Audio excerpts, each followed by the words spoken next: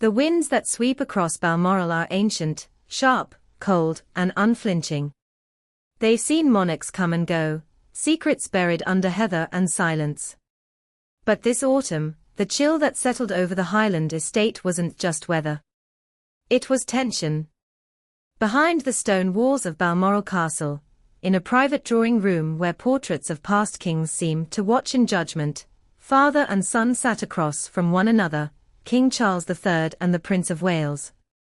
What was meant to be a brief escape from the noise of London had turned into a reckoning.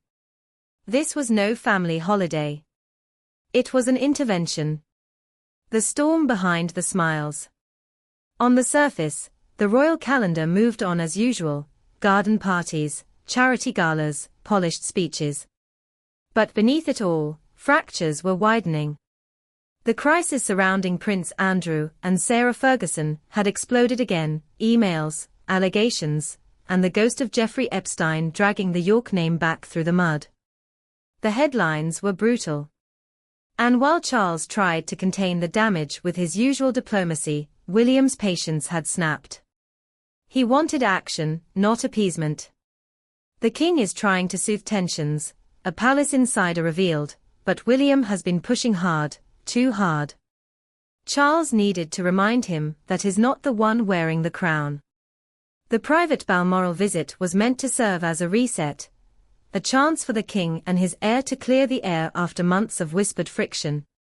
But instead, it turned into what one courtier described as a royal reckoning, one Charles could no longer avoid. "You're not at the helm." The message, according to insiders, was blunt.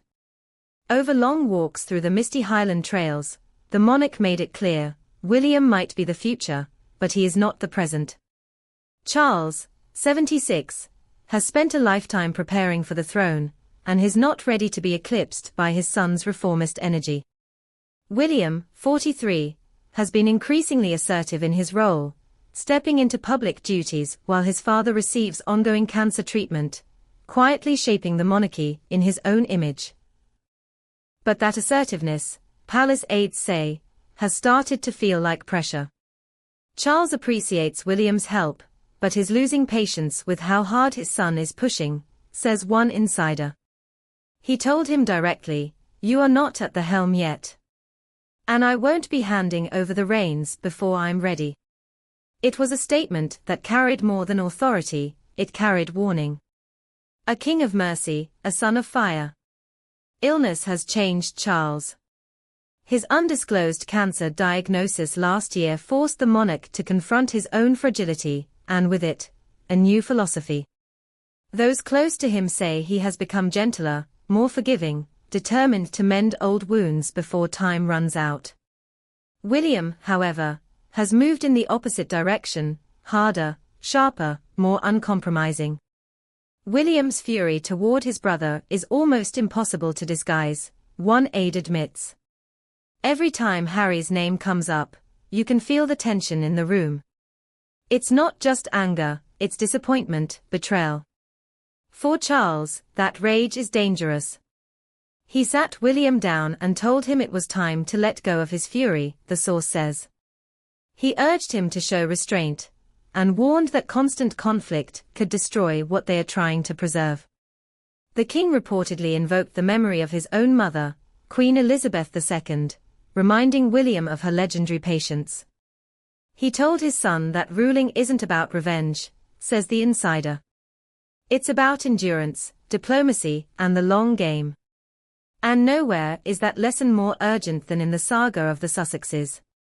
The Harry problem returns to the table. Charles's unexpected tea meeting with Prince Harry earlier this month, their first face-to-face encounter in 19 months, sent shockwaves through the palace. For William, it was a betrayal, for Charles, it was strategy.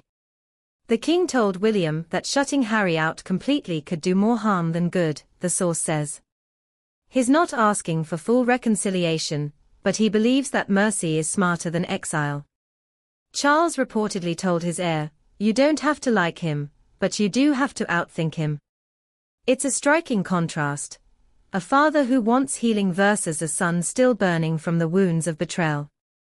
William, according to insiders, believes Harry's public attacks, from the Oprah interview to Spare, crossed a line that can never be uncrossed. William doesn't see forgiveness, the source says. He sees weakness. But Charles is urging him to think as a monarch, not a brother.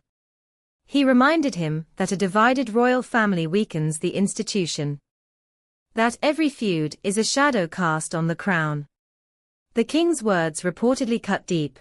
If you can't control your temper, you won't be able to control the throne. Lessons in power and patience. As the days passed, Balmoral's quiet isolation worked its strange magic. Charles and William took long walks through pine forests, had simple meals by the fire, and spoke with the kind of honesty their positions rarely allow. But it wasn't all warmth. Charles, sources say, confronted his son not only about his temper, but about his ambition. He told him that leadership isn't seized, it's inherited, one aide explained. And when it's inherited, it comes with ghosts of history, of mistakes, of restraint. The king reminded William that Queen Elizabeth survived decades of scandal not by attacking problems, but by outlasting them. Patience and silence can be weapons too, he said. It was a subtle rebuke of William's increasingly confrontational stance, toward Harry, toward Andrew, even toward palace advisors. Charles reportedly warned that a king who cannot wait will soon rule over ashes. The Andrew and Fergie factor. If the Sussex feud has bruised the family's image, the York scandal threatens to shatter it. Sarah Ferguson's resurfaced emails to Jeffrey Epstein, calling him a supreme friend, reignited public outrage, while Andrew's continued presence at Royal Lodge remains a thorn in the monarchy's side. William reportedly urged his father to evict the couple completely from royal life. But Charles, ever the strategist, refuses. He told William that Andrew must be handled carefully, a source reveals.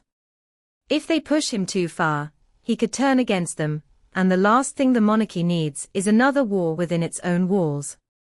The king's tone was reportedly firm. You don't fight fire with fire. You contain it. For Charles, exile is a risk, containment is control. For William, it's moral compromise. And that difference, between pragmatism and principle, may be the deepest divide between them yet. Father, son, and the crown between them. In many ways, the Balmoral crisis talks were about more than just Andrew, Harry, or the tabloids. They were about legacy. Charles has waited his entire life for this crown, endured humiliation, mockery, and decades in the shadows. Now, even as illness tests his strength, he refuses to be a transitional monarch. He intends to rule with purpose, to shape the institution before passing it on. William, on the other hand, represents the future, impatient, reformist, determined to modernize the monarchy faster than his father dares. They are two men trying to lead the same family from opposite centuries, says one palace watcher. Charles believes in evolution, William believes in revolution. And Balmoral became the collision point between those visions. A king's warning. By the time William left Aberdeen Airport to return to Windsor, the mood had softened, but the message remained. Charles's warning was unmistakable. You are my heir, not my equal. He reminded William that the throne is not simply inherited, it is earned through restraint. That being king means mastering the one skill no royal school ever teaches, waiting. Charles told him, says the insider, that a hot head might win a battle, but only patience wins a crown. And as their Range Rovers rolled down the mist-covered drive of Balmoral, both men knew the truth neither could say aloud. The monarchy's future depends not just on survival, but on whether a father and son can learn to share the same silence. Final line. In the Highlands, the heather will bloom again next spring. Whether Charles and William's fragile peace will last that long, only time and temper will tell.